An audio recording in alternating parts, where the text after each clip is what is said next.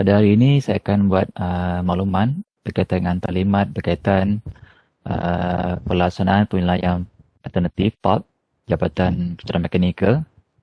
Okey. Penilaian PARK ni akan bermula pada 28 hari bulan 6 sehingga 16 bulan 7 dan esoklah kita akan mula untuk sesi pengajian sesi Disember 2020. Okey. Okay. Menurut daripada butiran yang kita dapat iaitu daripada Jabatan Pengajian Politeknik dan Kolej Komuniti memutuskan bahawa pelaksanaan akhir pada semester ini digantikan kepada penilaian PARK. Okay. Penilaian PARK ini adalah merujuk penilaian dilaksanakan menggunakan kaedah-kaedah yang dicadangkan bagi menilai tahap intelektual dan kemahiran generik pelajar. Merujuk pada kurikulum, kaedah-kaedah penilaian yang dicadangkan adalah seperti online test, take home test, portfolio, tugasan, case study dan interview atau lain-lain kaedah yang bersesuaian. Okay. Penilaian PARK perlu mengukur pencapaian pelajar berdasarkan hasil pembelajaran kursus atau Course of Learning Outcome CLO yang terdapat dalam kurikulum. Untuk JKM, penilaian PARK ni dilaksanakan dalam dua kaedah ataupun dua bentuk iaitu EOC, End of Chapter dan Take Home Test, TST. Yang pertama, End of Chapter iaitu mengandungi 4 soalan berstruktur iaitu setiap soalan akan ada 25 markah. Tempoh masa yang diberikan untuk pelajar menjawab soalan EOC adalah 3 hari. Jawapan perlu dihantar selewanya pada jam 12.30 malam pada hari ketiga. Kaedah pengantaran EOC adalah melalui medium seperti Microsoft Teams, WhatsApp, Telegram dan sebagainya. Jika pelajar mengalami masalah tiada talian internet, pelajar boleh menghantar EOC tersebut dengan kaedah pos berdaftar selewanya pada pukul 5 petang pada hari bekerja berikutnya. Tempoh masa dikira menghantar adalah mengikut rekod yang dicop pada pos berdaftar. Jika pada hari Jumaat, hari berikutnya adalah hari Isnin. Yang kedua iaitu Take Home Test, TST. Take Home Test ini mengandungi 2 soalan berstruktur iaitu setiap soalan ada 25 markah pada soalan tu. Okay. Masa untuk menjawab soalan untuk test ni adalah daripada pukul 9 pagi dan perlu dihantar selewatnya pukul 12.30 malam pada hari yang sama. Sama seperti tadi, kaedah penghantaran test ini adalah melalui medium Microsoft Teams, WhatsApp, Telegram dan sebagainya. Jika pelajar mengalami masalah tiada talian internet, pelajar boleh menghantar test ini tersebut dengan kaedah pos berdaftar selewatnya pada pukul 5 petang pada hari bekerja berikutnya. Tempoh masa dikira menghantar adalah mengikut rekod yang dicop pada pos berdaftar tersebut. Jika pada hari Jumaat, hari berikutnya adalah hari Isnin. Okay, ini adalah carta alih ataupun proses untuk penilaian PARK pelajar. Okay. Yang sebelah kiri ni kalau pelajar boleh lihat, kita bermula daripada yang atas tu, mula. So, terima soalan PARK daripada pensara khusus mengikut tarikh yang ditetapkan. Okay. So, pelajar boleh lihat dalam laman web Politeknik Foundation iaitu jadual penilaian PARK untuk Jabatan Kejuruteraan Mekanikal lah. Okay. Okay. Seterusnya pelajar akan menjawab soalan dalam tempoh masa yang diberikan. Wajib upload borang akaun pelajar. Okay, borang akaun pelajar ni akan diberi oleh pensyarah khusus pada awal iaitu dalam anggaran pukul 8 pagi lah. Dan perlu menghantar pada masa sebelum jam 9 lah untuk merekodkan kehadiran pelajar. Okay, di sebelah kiri ni, sebelah kanan tu adalah borang akaun pelajar yang pelajar boleh lihat iaitu maklumat tu perlu diisi seperti nama pelajar, nombor pendaftaran, kad pengenalan, program pengajian, kursus dan butiran yang lengkap lah. Okay. Seterusnya, ruangan pengawasan belajar perlu ditandatangani lah. Okay. Yang tertera di sana, pastikan borang ini perlu diisi yang lengkap untuk catatan pensyarah khususnya. Okay. Bila dah siap, borang ni perlu dihantar, upload borang tu kepada pensyarah khusus melalui medium yang ditentukan oleh pensyarah lah. Okay. Dan seterusnya, jawapan pelajar ataupun jawapan kertas jawapan pelajar perlu dibuat dalam bentuk PDF. Kalau pelajar ambil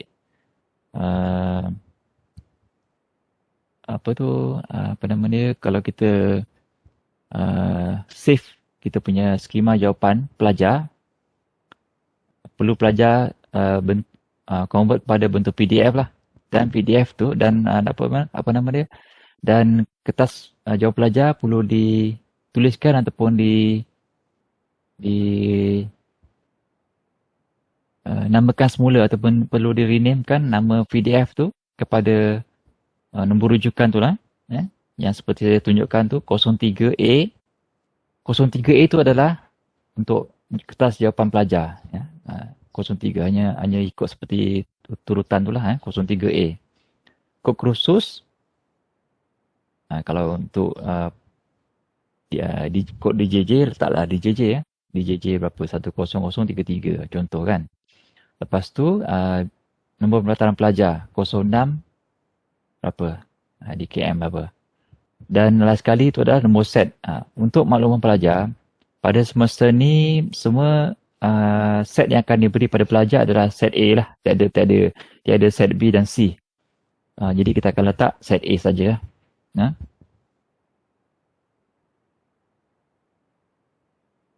Okey. Di ruangan sebelah kanan tu untuk pelajar. Pelajar boleh lihat kat sana. Okay, pelajar perlu merujuk jadual part yang telah diedarkan oleh unit peperiksaan. Ini boleh dirujuk yang saya sebut tadi di dalam laman web Polipd ya. Okay, untuk masa menjawab untuk test pukul 9 pagi hingga pukul 12.30 malam. Untuk UOC, sekiranya UOC pukul 9 pagi hingga 12.30 malam pada jangka masa 3 hari lah. Okay. Pelajar perlu menghantar semua dokumen part mengikut kaedah yang ditetapkan oleh pensyarah kursus masing-masing. Seterusnya, pelajar perlu menulis kertas jawapan tu menggunakan tulisan tangan. Itu adalah arahan yang perlu pelajar ikuti. Okey.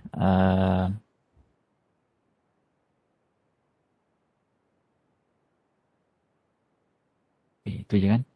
Seterusnya, untuk yang ni, ada pertanyaan tak, pelajar? Maaf cik, macam sebelum ni, bukan setiap borang akuan pelajar ni, okey, disertakan sekali dengan matriks ke? Matriks. Sebenarnya borang akuan ni, bila kita nak mula tu baru pensyarah akan bagi.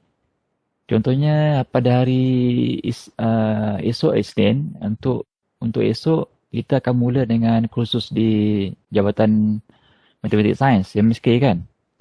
Untuk kursus di JKM kita akan mula pada hari Selasa. Jadi pada hari Selasa pagi tu, pensyarah kursus akan beri borang akuan pelajar ni pada seawal mungkin lah pukul 8 pagi tu. Jadi pastikan kamu akan dimaklumkan oleh pensyarah kursus lah pagi tu.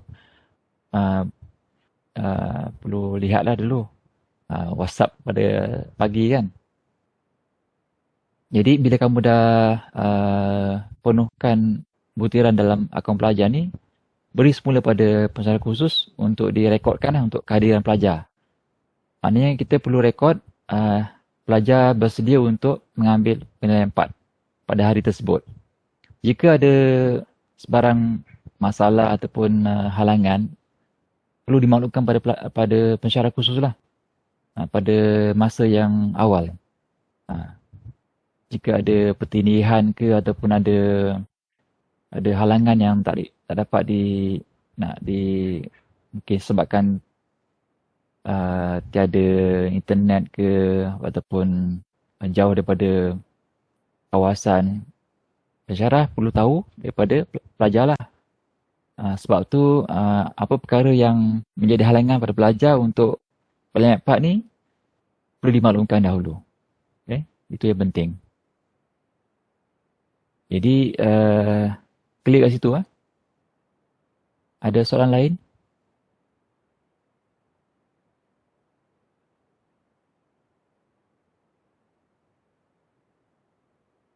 Okey, kita teruskan. Oh. Mungkin borang ni dia dah boleh dapat awal. Borang ni perlu dihantar pada hari yang sama. Kita bagi pada sehari sebelum pun boleh juga kan. Tapi kita nak pastikan yang pensyarah tu prihatin lah supaya tak ada pelajar yang tertinggal. Supaya macam kita nak kontak awal sehari sebelum pun boleh kan. Macam besok kita akan ada penilaian part tu. Kita dah beritahu awal. Okay, besok pelajar kena bersedia bangkit awal untuk menerima borang akuan ni dan menerima kertas soalan. Melalui kaedah apa, itu akan ditentukan oleh pensyarah khusus lah. Jadi itu yang kita perlu dapatkan maklumat awal tu. Ada perkara lain yang pelajar nak tanya? Cik Semandi. Berkenaan dengan masa, yang untuk test ni dia pukul 9 pagi sampai 12.30 hari petang, tengah hari. Ya, test tu pukul 9 pagi kita mula. Okay. Sepatutnya pukul 12.30 malam, bukan PM, bukan PM tengah hari. Sampai tengah malam tengah malam. Kalau test satu hari lah. Okay. So maksudnya 12 AM kan? Kalau EOC maknanya pukul 12.30 malam lah. AM lah. Untuk test test. Test. 12 AM lah kan? Ya. Tapi untuk yang masa tu sebenarnya saya dah lihat untuk yang jadual yang dalam nama web tu kita dah tulis mengikut bahasa lah kan, 9 pagi hingga 12.30 malam. Macam tu lah kita dah bagi jelas kat sana lah. Untuk yang EOC JKM ni hanya 3 kursus saja yang ada EOC. Yang lain test. Jadi sepatutnya tak ada masalah yang tu lah. Pelajar boleh faham dan pensyarah pun boleh faham yang tu. Okay, pelajar dengar jelas apa yang saya sampaikan? Jelas, Encik. Jelas. Okay. So, kita boleh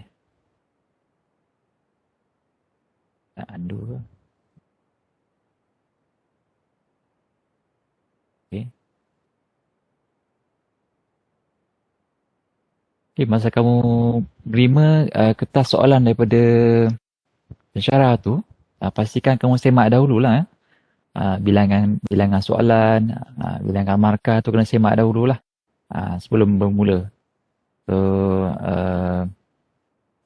pastikan dapat soalan yang tepat lah dan kod kursus yang betul lah. Beritahu pensyarah kalau ada barang kemuskilan.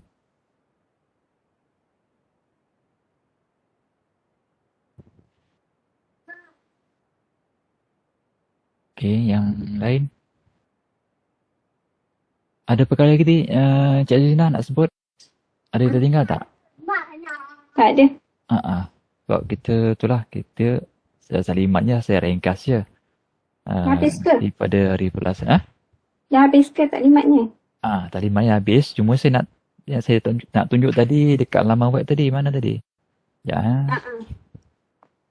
Minta pelajar tengok dulu jadual tu. Supaya tadi. Yang ni okey. So pelajar boleh semak jadual penilaian part untuk JKM melalui laman web Polipd. yang disediakan oleh unit exam PolyPD. Iaitu yang inilah, kamu tekan yang bahagian jadual part JKM ni.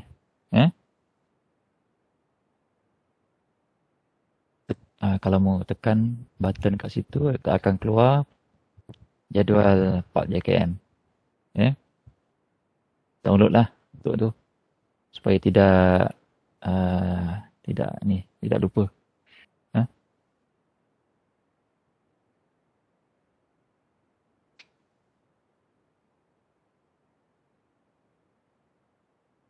Apa lagi yang saya sampaikan?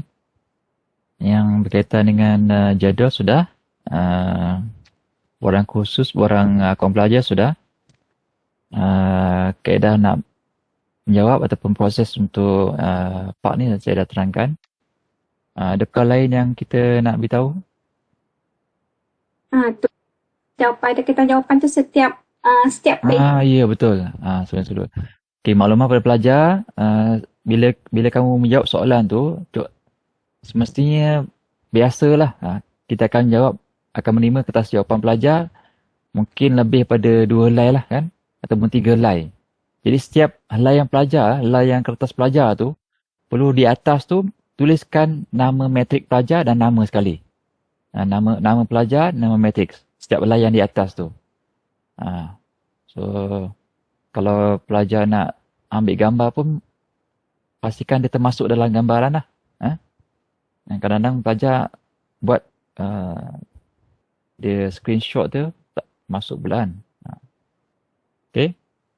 Kalau baik, lepas kita tulis jawapan pelajar tu, pelajar boleh scan lah. Kalau scan ni lebih jelas tulisan tu kan. Lebih terang untuk dibaca. Kalau tak dapat, maknanya boleh ambil gambar sajalah.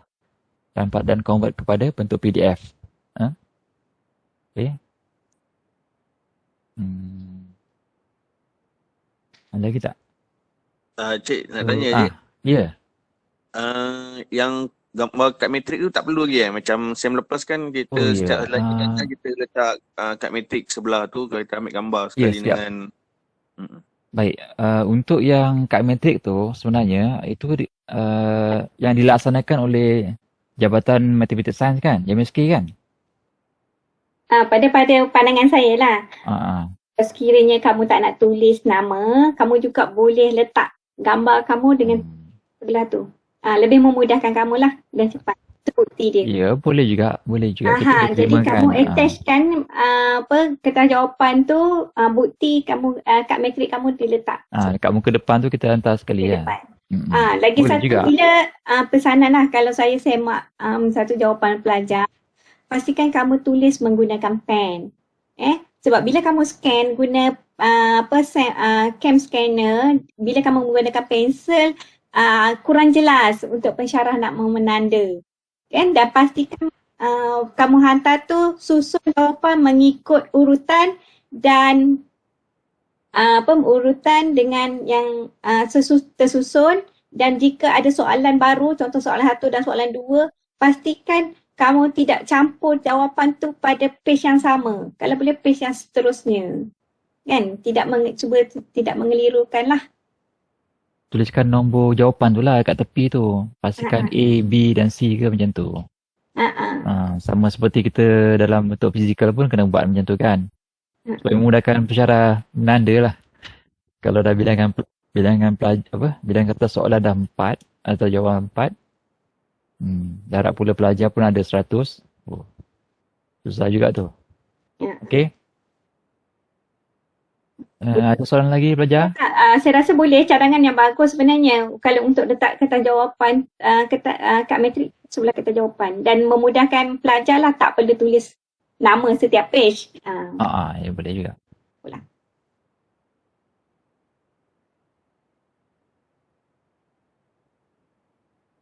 Saya nak tanya sikit lah Cik, adakah soalan yang diberi tu perlu ditulis balik dekat kertas jawapan? Kertas, bila kamu dah dapat kertas soalan tu, hanya kamu terus menjawab lah. Pastikan nombor berapa, apa jawapan dia. A, B, C kan, terus kat situ. Tak payah salin balik dia punya soalan tu. Soalan tak perlu salin. Tak payah.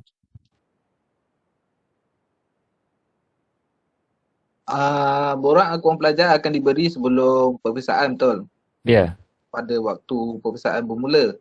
Ya. Jadi penghantaran borang akuan pelajar tu kita terima, kita terus hantar. Betul? Bukan Terima, ya. Kita terima awal sebelum pukul 9. Sebelum kita nak mula tu. Sebelum kita nak mula. Okey, masa penghantaran soalan tu, jawapan tu, perlukah kita sertakan lagi sekali atau tidak? Tak perlu, dah hantar awal. Pelajar dah hantar awal, masa awal tu kita dah terima dah. Dia dah rekod kehadiran dia dan dia buat akuan kat sana. Seperti mana dia dalam borang akuan tu lah. Kan? Sebab apa Cik, sebelum ni ada yang kami attach sekali dengan jawapan. Surat akuan tu kami scan sekali dengan jawapan, kami hantar. Boleh juga, tak ada masalah. Sebabnya kita akan pastikan pelajar akan mendapat borang akuan tu bersama soalan. Sebab tu kita nak buat satu kehadiran. Kehadiran tu perlu pada awal. Nak tahu pelajar tu ada tak ada pada masa tu. Jika tak ada, kita akan tanya dulu kat mana lokasi dia. Kalau tak boleh buat pada hari tu, kita kena set pada hari lain. Setkan hari lain. Saya kata pelajar tu tak dapat menjawab soalan 4 pada hari tu. Kita kena set hari lain untuk buat. Tak ada masalah. Kan? Tapi yang pasti, borang akuan tu kena dulu kan. Tiada kes untuk tiru-meniru lah kan. Maknanya kita kena buat pelajar tu hanya menjawab untuk pada pihak dia lah. Okey. Boleh faham macam tu ya? Okey. Cik, lagi satu je. Ya. Borang akuan pelajar kita filekan nama seperti yang disuruh dalamnya arahan tadi. Baik. Okey, lepas tu nanti jawapan pun sama juga. Ya, untuk yang jawapan tu ikut yang nombor yang saya sebut tadi. Nombor yang tersebut tu ada jawapan kan Cik Supandi? Yang arahan tu, cuma borang akuan tu kena tulis dekat belakang tu borang akuan. Ya, betul. Yang dekat atas tu dia 11 yang lepas saya dah ada gambar. Selepas kita tulis nombor pendaftaran pelajar yang macam saya sebut situ, kod kursusnya adalah DET 10013. Itu adalah kod kursus untuk borang akuan tu. Lepas tu akan tulis nombor pendaftaran pelajar 06 DET 20 F1012. Selepas nombor pendaftaran tu ada akuan pelajar. Maknanya kita akan asingkan satu borang akuan pelajar adalah borang akuan pelajar ikut nombor set tu. Untuk kertas jawapan dia akan tulis seperti mana yang 03 DET 10013. Seperti itulah. Jadinya okey. Untuk itu saya akan maklumkan pada pensyarah khusus pada awal tu kita asingkan untuk borang akuan yang ini nombor file dia, dan untuk kertas jawapan yang ini adalah kod dia lah supaya dapat bezakan. Dua-dua tu akan diasingkan mengikut folder yang akan disediakan oleh jabatan nanti. Perlu dua tu akan disimpan lah. Okey. Yang lain?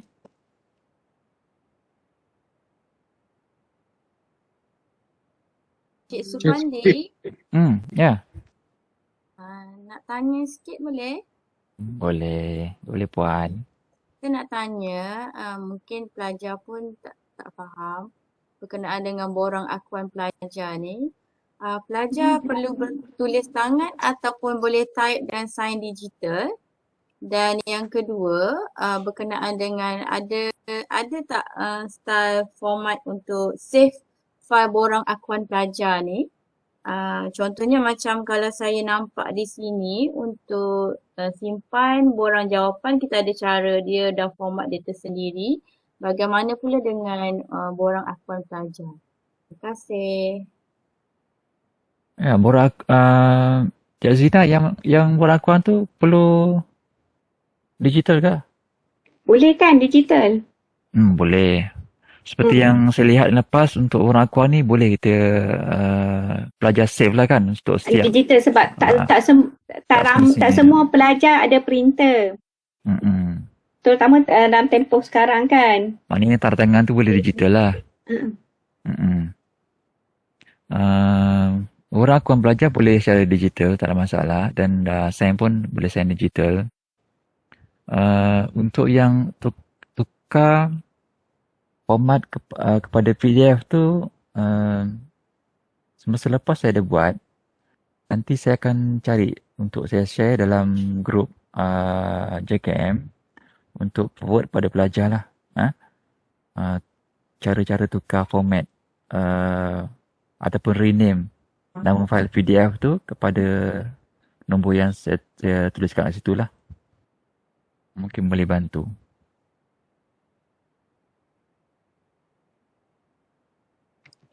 Okey, terima kasih.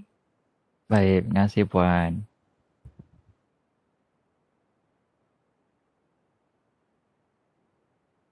Cik Suhadi. Untuk pelajar, macam yang tak SEM sebelum ni, dia ada larangan untuk penggunaan warna merah dengan hijau. So larangan tu masih ada lagi kan? Warna merah hijau. So ada student, masa dia lukis gambar tu dia suka letakkan dengan gunakan pen warna merah.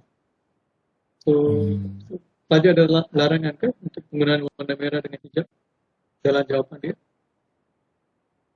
Yang itu saya tak sure lah ni sebab ragu sebab kalau kita lihat warna pen ni pun boleh bantu sebenarnya kan. Boleh bantu untuk kita nampak jelas jawapan tu. Tak ada masalah. Okay. Kalau untuk saya tak ada masalah. Okay.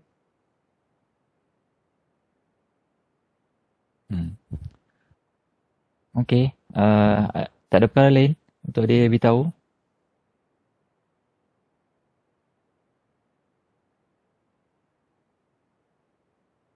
Cik, tadi kata borang akuan pelajar ni boleh sign digital, betul? Ya, macam seperti yang saya sebut tadi lah. Student boleh tahu tak apps apa yang boleh kami edit benda ni? Untuk edit tu gunakan, kalau saya lihat saya punya. Kalau dekat macam phone saya cubalah kan.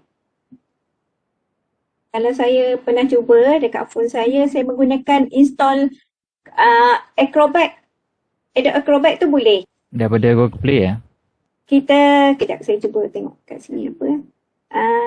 Adobe Acrobat dan kita ambil fill and tu lah. Fill and sign tu? Fill and sign. Pelajar boleh edit terus.